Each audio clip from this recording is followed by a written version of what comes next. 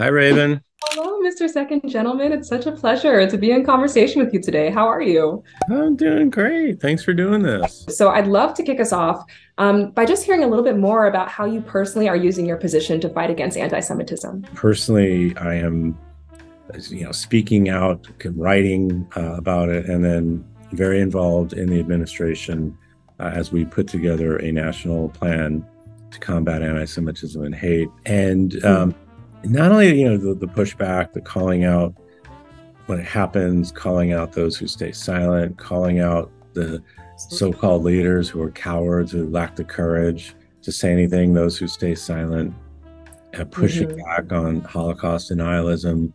All those things are Hmm. important. But, I'm also talking about coalition building.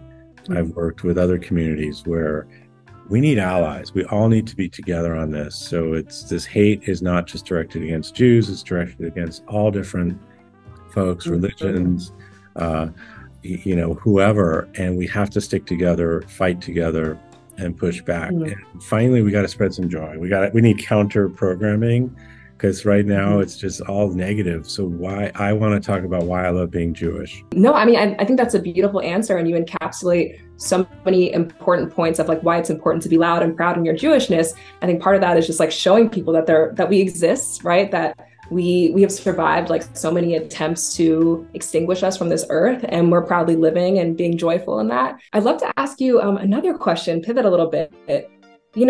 I'm curious, like, what is your message to Americans who think that this issue of anti-Semitism doesn't affect them? There's a high cost of hate. I mean, we're seeing it in these mass shootings.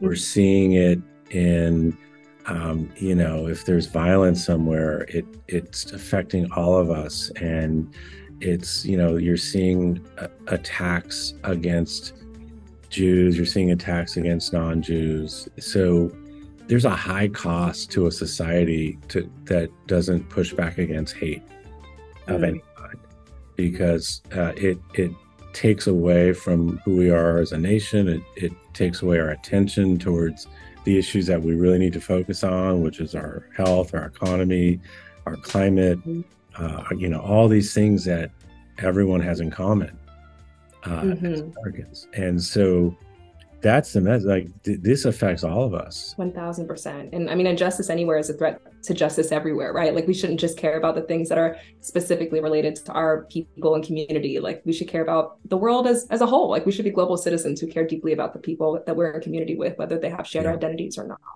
completely. I completely agree. What have been some of your proudest moments as second gentleman? You've been doing so much incredible work. So I'm Mm. curious if there are standouts.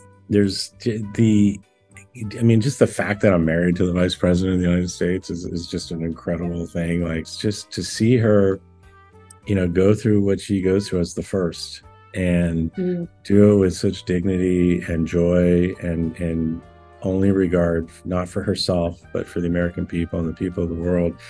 Just some of the proud moments, but a lot of it is really tied up, and I'm only here because of her.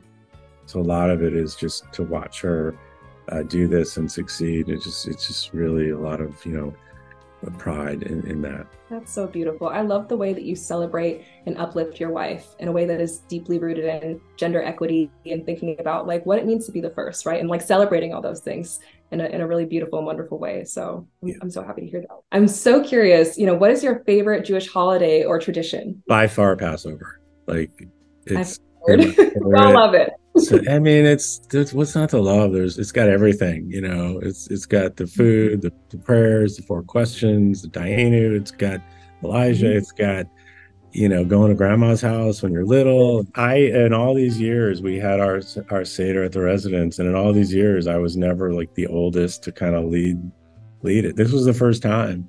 And so it's Mhm. pretty amazing to, this is something my father had always done, or if we were, my sisters, my brother-in-law would do it. So this was the first Mhm. time that I took the helm and I took it very seriously. And I really just enjoyed it. And this was one of those years when Passover and Easter were back to back. So we did the Seder and our celebration. Then, I went to church with her on Sunday, and we had an Easter brunch and an Easter dinner. And I was there for her just like she was there for me at our Seder. 100%. That's such a powerful message. And I think there are so many people like you who are in community with folks in an interfaith way or in interfaith partnerships. I know I'm definitely the product of an interfaith union of someone who is Christian and someone who's Jewish. And so, yeah, I very deeply resonate with that. And it's a beautiful thing to bring those different backgrounds together and allow folks to take from both religions, like what deeply serves and enriches their lives. I know that's definitely been the case for me. Thank you so much. This was so great. Thank you so much Yeah, for this. All right. absolute pleasure. Thank you so You got it. much. Thank you. Take care.